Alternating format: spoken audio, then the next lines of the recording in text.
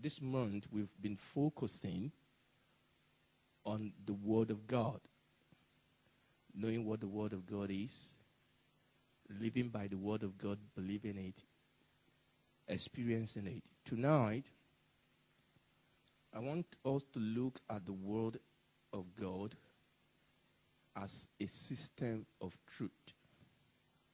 And the emphasis tonight will be on the word system. What is agitating my mind is for us to understand what the Word of God is. What is the Word of God? What is the nature of the Word of God? And we could approach that, and I believe we've been approaching it in various ways and in diverse manner. So tonight we're going to look at the Word of God as God's system of truth. Now, looking at that topic, there are quite a number of things we could do with this topic. I could look at the Word of God as God's utterance. I could focus on the God factor, and that would be right. But that's not what we are doing today. We could look at the Word of God as truth. Truth. The Lord Jesus says, sanctify them by the truth. Your word is what?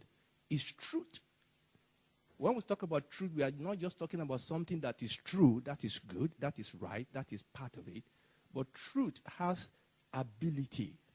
He says, sanctify them, separate them. He said, you will know the truth, and the truth will what? Set you free. We are talking about a truth that comes with power of deliverance. But we are not really focusing on the truth. I want you to look at the Word of God as a system of truth. So my emphasis today, God helping me, is for you to realize that the Word of God is a system. And that is what I want God to impress in our heart today, because I have a desire that myself and yourself will come to understand the Word of God so that we can properly relate to it. Isaiah 55 verses 8 to 11 says, for my thoughts are not your thoughts, nor are your ways my ways, says the Lord. For as the heavens are higher than the earth, so are my ways higher than your ways, and my thought higher than your thought. For as rain comes down and snow from heaven and do not return there, but water the earth and make it bring forth and bud, that it may give seed to the sower and bread to the eater, so shall my word be that goeth forth from my mouth. It shall not return to me void, but it shall what? Accomplish that which I please, and it shall prosper in the things for which I send it. Again, we are not going to be doing too much. But God said, there's something about my word. He said, my word goes out. And I want you to follow me because we are looking at the Word of God. And he said that this word will it will accomplish. And I want you to look at that word. He said it will accomplish. The Word of God performs. The Word of God performs. Okay? God doesn't give advice that you can take it whether you like it or not. When the Word of God goes out, it goes out to accomplish. I want you to look at that because this is very important. I'm talking about the Word of God as a system of truth. That when God said His word doesn't come to see whether you will take it or not. When God sends His word, it performs. Mary asked the angel, and I think it's on the slide, when the angel told Mary that she will have a child, and Mary said, but how can it be, saying that I know not a man? And the angel said, for with God, nothing will be impossible. Actually, the Amplified says, for with God, nothing is impossible, and no word from God is void of power of accomplishment. In other words, when God sent His word, that word is actually sent to fulfill. It's an assignment, and it will accomplish its assignment. And I want you to begin to see the Word of God in this light. He said, it will accomplish what I please, and it will prosper in the thing that I send it. In other words, God sent His word. You say, I sent it. It's a messenger. Okay? It has a message. It has an assignment. It has a focus. And it will fulfill it. Amen to Jesus. Hebrews chapter 4 verse 12 says that for the word of God is alive and is powerful, and is sharper than any two-edged sword. It pierces even to the division of the soul and spirit and the joint and marrow, and it is the discerner of the thought and the intent of the earth. That the word of God can discern, it can separate, it can sift, it can test, it can train, it can equip. The word of God can interview. And I want you to see that the word of God is active. The word of God is a doing. You see, when you read what the scripture wrote about the word of God, I know the Bible says, and the word became flesh. Right? And we talk about Jesus being the word of God, and rightly so. But even when the Bible talks about the spoken word of God, it speaks of it as if, and rightly so, that it's a living thing. It's a living force that actually does things. It's almost like a one-man army. Are you following what I'm saying? That when you send it out, you can go and sleep because it will do what God has sent it out to do. And that is very, very important. Luke chapter 1 verse 37, I've already quoted that. For with God nothing is ever impossible. For no word from God shall be without power or impossible of fulfillment. When God sends his word, it will fulfill what it says. Now, that's the first thing I want us to look at the word of God. That there's something about the word of God. The word of God is alive. The word of God is not cold. It's not a cold package. The word of God is pulsating with life. The word of God is alive, is on a mission, is on an assignment. Amen. The word of God is the original W07. Are you following what I'm saying? You know, when you go and watch W07, he's not going to die. Don't worry. Even if they catch him, tie him up, put him on, you know he's going to come out somehow. He's going to accomplish this, you know, so you can just sit down. Okay? Just even when they shoot him, he's going to tumble 4 times. Now, let's back up.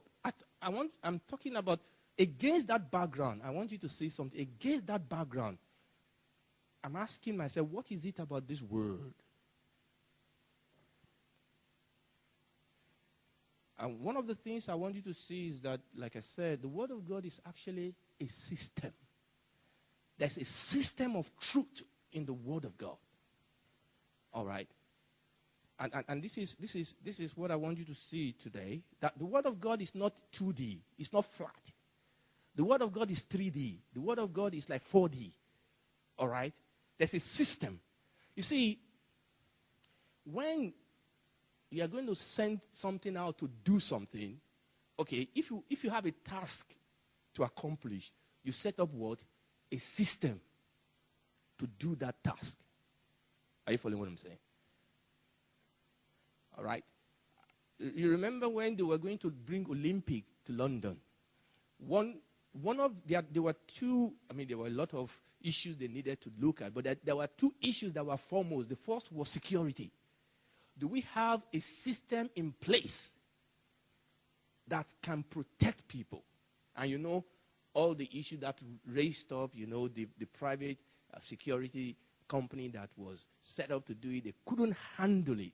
They couldn't handle the enormosity of the job at hand, and they had to recruit the army. You know, that system, the system that the private company had in place was not good enough. The system could not get the job done. So they had to supplement it because there was a real risk that security could be an issue. And thankfully, thanks to God, it all went smoothly. But you see, that system was tested and it was found not fit for purpose. And something has to be done radically. Then the other issue that was agitating the people's mind was this transportation system, the transport system. Could the transport system cope with the surge of demand in London? I mean, London is already congested anyway. Now we are going to have an influx of all these people coming in. And not only that, we have to move people from one place or the other. We have to move athletes from their residence to the stadium and things like that. We have to move officials all over the place. Will this transport system cope? And they had to make some adjustment. They have to put system in place. Are you following what I'm saying? To be able to fulfill the task. I want you to see that the Word of God has come to fulfill a task, and there's a system in the Word of God that is able to fulfill that task. Are you following what I'm saying? And when you approach the Word of God, you always have to approach it in that light, that is a system of truth. Now, you may get involved with that system from various angles at any various point, because it's a cycle of system. It's a system of truth.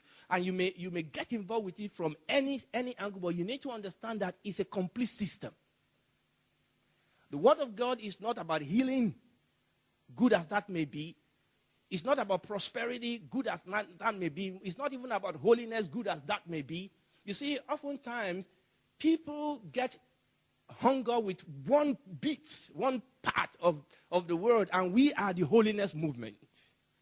And we are the prosperity movement. And we are the faith movement. I'm sorry, the Word of God is a system.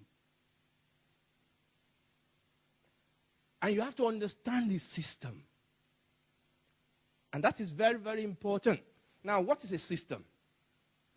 A system is a group of interacting and interrelated, interdependent elements forming a complex whole. The Word of God is a single whole. It's not different things. It's one, it's the Word of God. But it has interacting, interrelating aspect that makes the whole. It's a functionally related group of elements. It has a function. But you have to understand the system. And we can look at various types of systems. I'm not going to go through this, but I'm going to pick two of these. Number one, as you're sitting down here, do you understand that your body is a system? Even though it's your body is not mine, mine is not yours. It's a system. Your body is composed of various systems, and we talk about the cardiovascular system and the respiratory system and the gastrointestinal system and the central nervous system and genitourinary system. And in every system, there are various organs and tissues that are doing various things, but they're working together to get the job done. Your cardiovascular system, you have the heart that is pumping the blood away, and you have the artery that is taking the blood away from the heart, and you have the capillaries that are taking the blood into every organ, nooks and cranny. They are the system that goes into every organ, and then you have the vein bringing the blood back to the heart, and the heart itself has to go through the lung, and each system is related to other system. And when any part of the system fails, it affects every other part of the system. And when one system fails, it affects the organ, the organism. So if the respiratory system fails, it actually affects the cardiovascular system, and it cascades and affects each other. It's a system. It's a system that is working to keep us alive. And my job as a doctor is to actually understand that system. I want to know when things are wrong with the system. Or actually, I really don't want to wait for things to be wrong in any one of the system. I want to understand the system, and I actually want to give you advice to actually keep the system running. So we are no more actually just treating illness. We are actually trying to keep people healthy. So we are beginning to look at risk and say, what can be done? We don't want to wait until people fall sick. What can we do to keep people from falling sick? So how can we, how can we fortify, how can we enhance our cardiovascular system, our respiratory system? And we start giving you advice: don't smoke, eat your vegetables and your fruits, and run every day. Hallelujah. And then we have the computer system. Because I'm going to talk about the computer system. That network of related computer software and hardware and data transmission. And there's a system that is going on there, because I'm going to use that, because everything we do today is computerized. In fact, human beings are also going to be computerized very soon. We will be gone by then. But they will put chips into them. Chips into them, so they will be computerized. Monitors. In the system. You can buy, you can sell until you're in the system. Amen. So, and this is what I'm saying. I'm not really too impressed, or I'm not too impressed about that system, but I'm talking about the Word of God, because the Bible tells us something. I'll come back to that. Okay. Let me go back. The Bible tells us that the things of God, the invisible things of God, are made manifest by those things that we see. Okay? So we are looking at what we can relate to, and this is what this is all about. That, yes, there are so many things about God we don't understand, but God has given us the opportunity to actually look at what is around us, and God can use them or those things to teach us. Amen. So this is what I'm trying to say. That system, perform, function. I've already said this, so I'm not going to. So when I'm talking about system, it's all about performance. Now, this is the most important slide in this teaching. That in the Bible is revealed a system of truth that if activated, it's a must. The Bible contains a system of truth that if activated, it must perform and fulfill the will of God in that situation. And this is the slide that speaks the heart of what I believe God wants to pass across to us.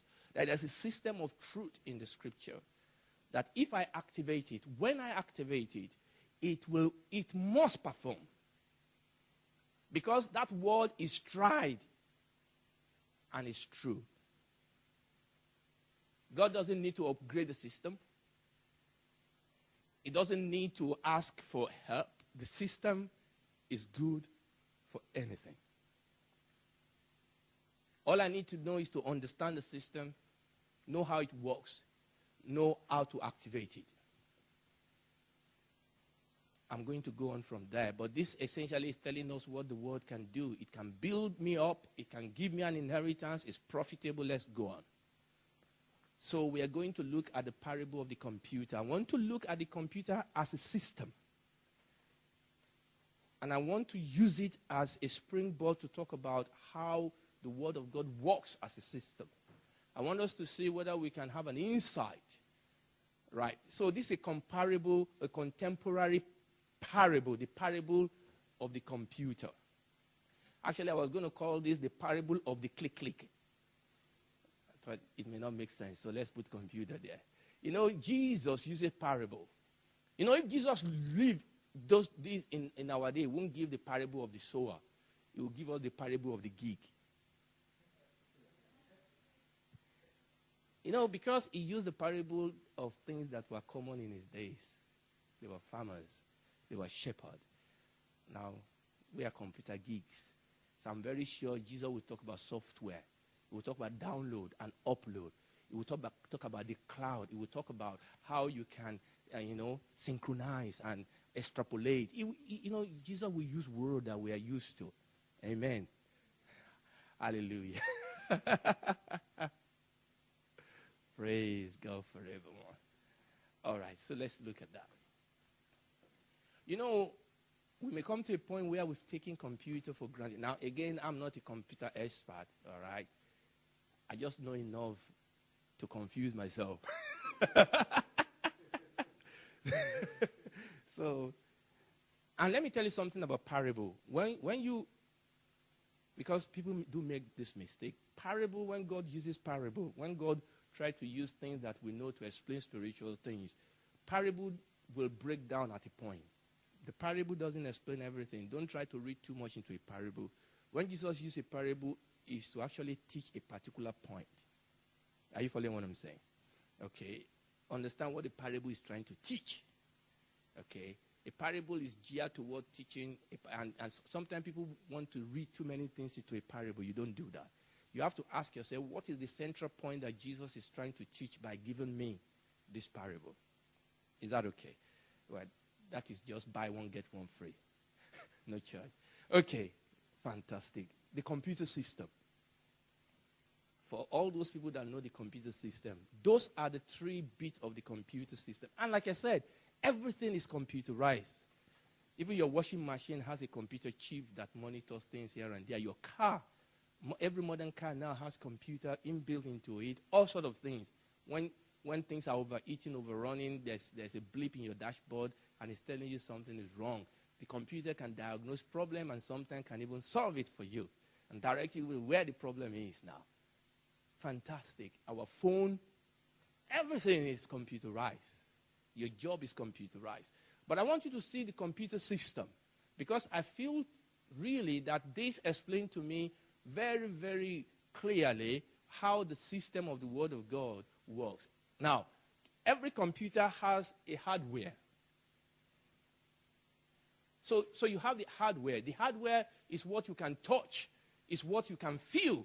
You know, the mouse, the printer, the screen, right? The shell of the central processing unit, that's the hardware.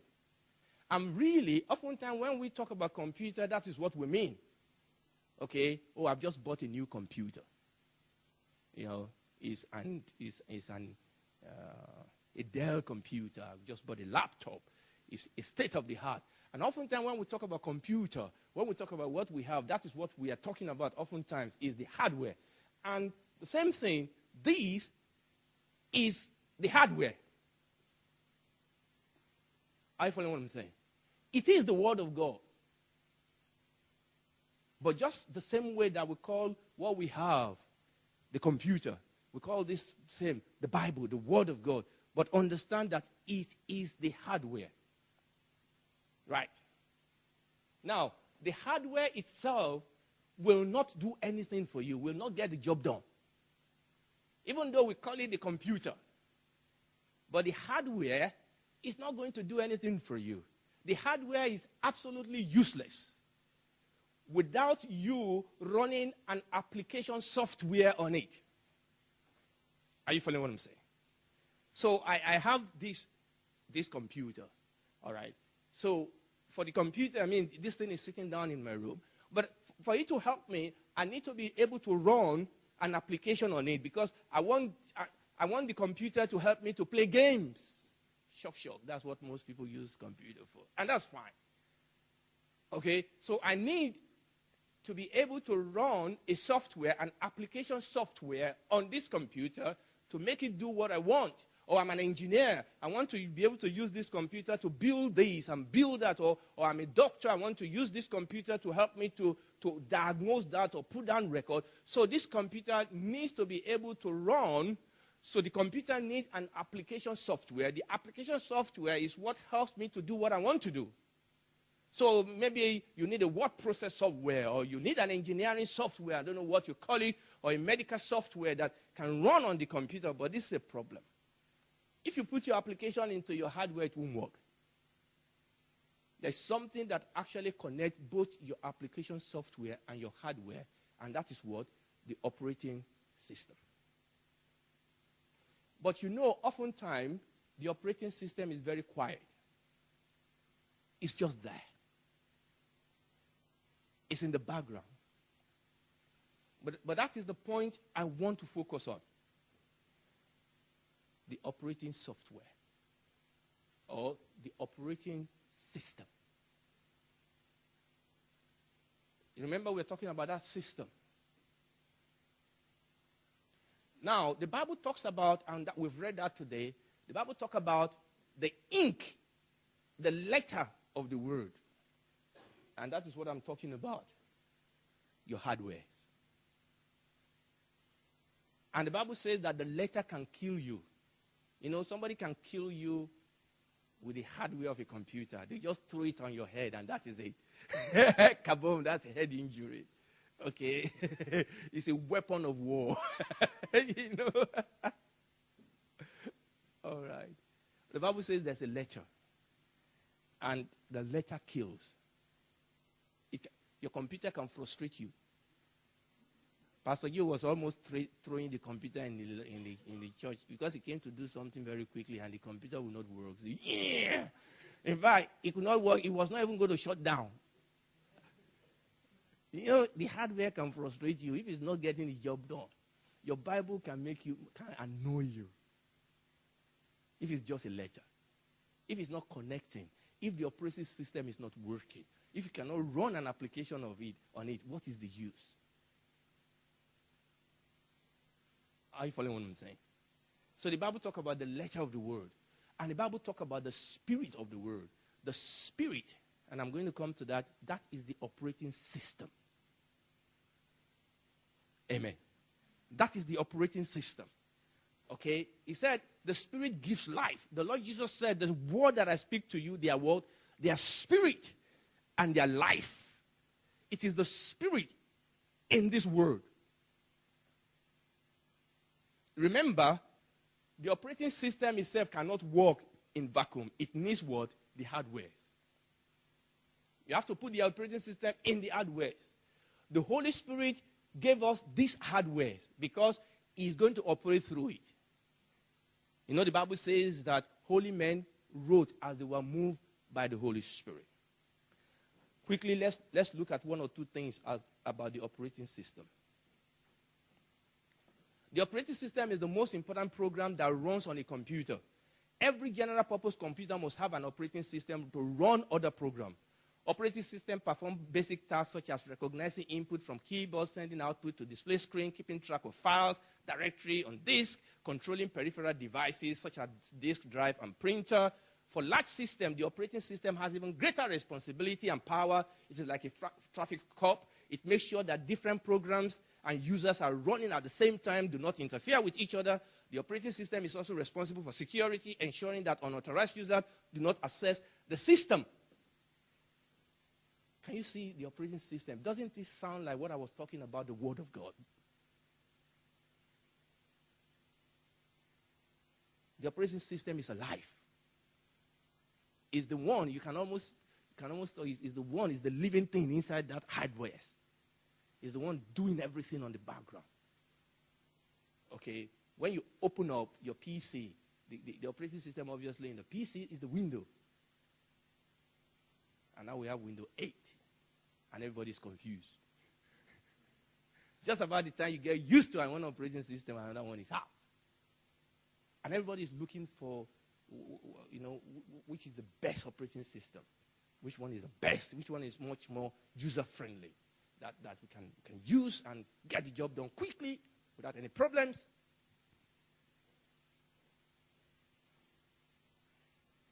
Now, what I'm going to say now is very important. Operating system provide a software platform on top of which other programs can run. Listen, the application software does not run on your hardware. It runs on the operating system. And this is the problem oftentimes when we study the Bible. We try to study the Bible on the hardware. You have to run your application on the operating system. They are all running within the environment of the hardware, but remember that there's the Holy Spirit. The Holy Spirit is the Spirit of truth.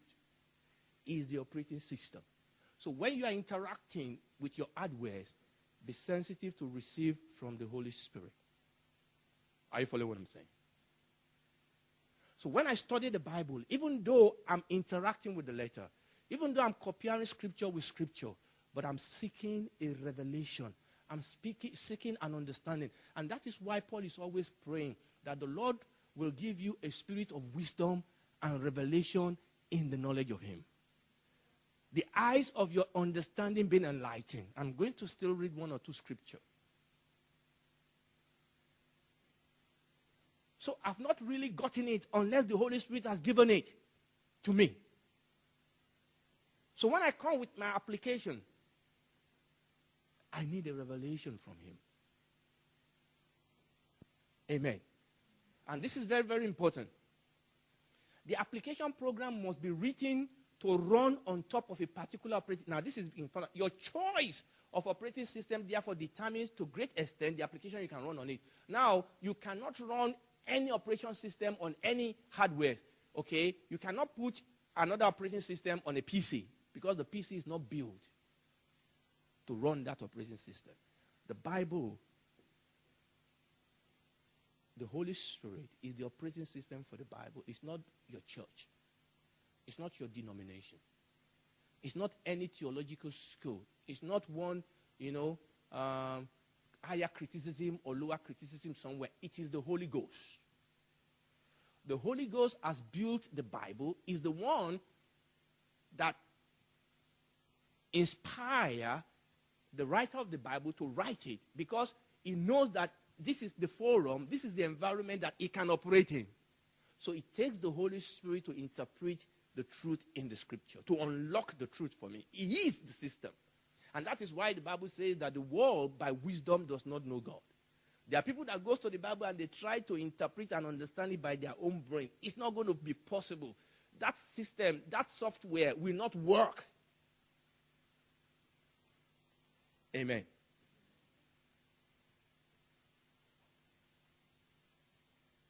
Let's go on.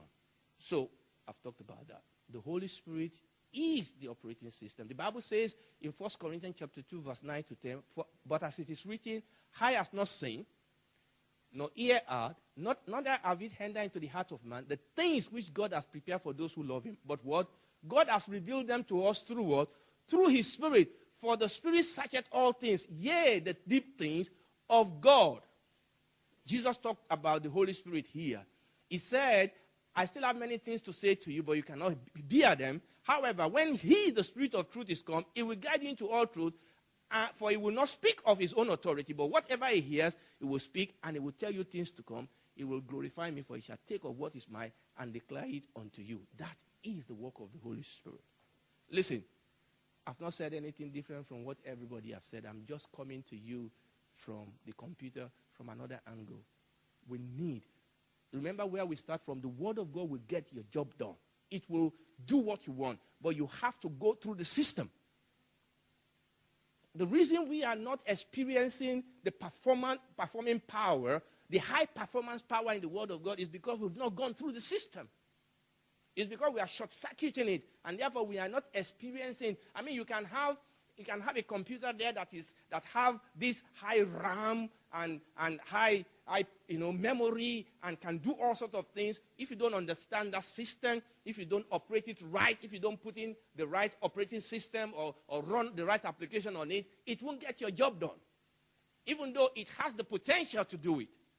The Bible has the potential to set men free. It has the potential to set us on fire for God, for the purpose and the will of God to be fulfilled. But we have to run that system as it's supposed to be run.